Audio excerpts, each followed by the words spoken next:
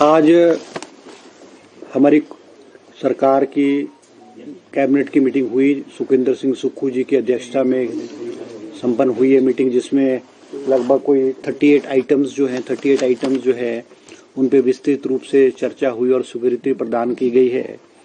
सबसे महत्वपूर्ण जो एजेंडा था वो हमने जो हिमाचल प्रदेश के मतदाताओं से, विशेष करके जो छोटे कारोबारी लोग हैं जिनके केसेस जो है एक्साइज में पेंडिंग पड़े हुए थे, जिसकी सेटलमेंट नहीं हो रही थी, वो लगभग कोई 50,000 केसेस जो हैं वो पेंडिंग है।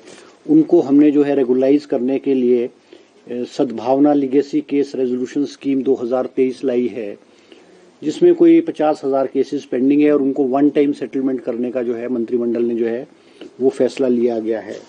दूसरा फैसला जो लिया गया है वो है चामुंडा नंदेश्वर धाम जो है उसको स्पेशल एरिया बनाया गया है। उसका जो है उसको स्पेशल एरिया बना करके उसको अप्रूवल दी गई, ताकि उसकी वहाँ पर कांगड़ा में चामुंडा जो है वहाँ उसकी जो है डेवलपमेंट जो है वो ठीक तरीके से हो सके। इसके अलावा हमारे जो सरकार ने जो कॉरपोरेशंस हैं, बोर्ड और कॉरपोरेशंस हैं जो घाटे में चल रहे हैं, और सरकारी खर्च को कम करने के लिए एक स्कीम मुख्यमंत्री जी ने जो आदेश दिए थे कि जो कॉरपोरेशंस और बोर्ड घाटे में उनका मर्जर किया जाए।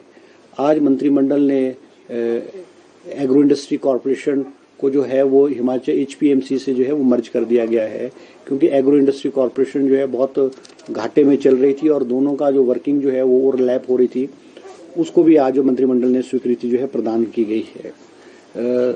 तीसरा आइटम जो इम्पोर्टेंट आइटम रहा है वो कि हमारा जो ये पब्लिक सर्विस कमीशन में जो है वो prevention of malpractice act नहीं लगता था। जैसे कॉलेजेस है, यूनिवर्सिटीज़ है जो नकल मारते थे, चीटिंग करते थे, उनके ऊपर मैल प्रैक्टिस एक्ट लगता था।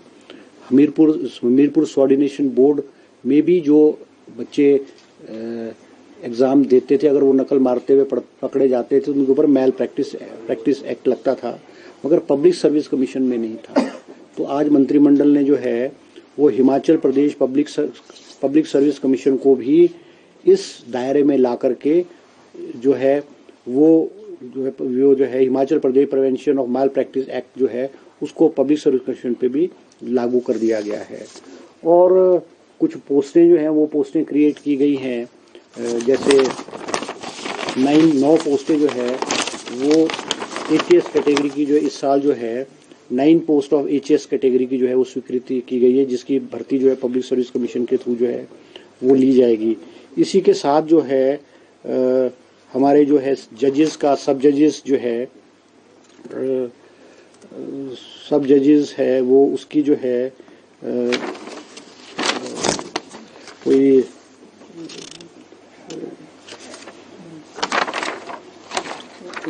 14 पोस्टें जो है सब जजेस की, मेरे ख्याल 14 पोस्टें जो है 14 पोस्टें जो है सब जजेस के लिए वो भी हुए है क्रिएट जो है कैबिनेट ने आज की है। इसी के अलावा कुछ कैटेगरी जो है, जैसे किसी में RNP रूल्स है, RNP रूल्स की चेंजेस है, उसमें भी जो है वो की गई है। इसके अलावा जो है और कुछ रिलैक्सेशंस है, जो हमारी रोड कंस्ट्रक्शन की जो 4 लेनिंग है या नेशनल हाईवेज की जो रोड्स है उसमें जो टेम्परेरी स्टोन क्रशर्स जो लगने हैं उनको जो छूट प्रदान करने के लिए 3-4 जगह जो है वो भी उनमें रिलैक्सेशन जो है वो दी गई है।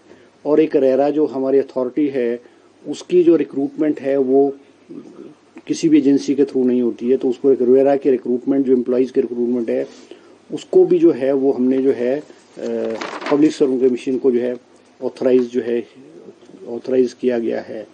ये म्युनिसिपल कॉरपोरेशन में जो ट्री फेलिंग की जो प्रोसीजर है वो उसमें जो है कैबिनेट सब कमेटी का गठन किया गया है। उसमें जो है क्योंकि जो हमारे जो 5 म्युनिसिपल कॉरपोरेशन है उसमें जो पेड़ों को काटते हैं, लॉपिंग है या रिमूवल ऑफ ट्रीज है, वो उसका जो केसेस है वो कैबिनेट सब कमेटी में जाता है।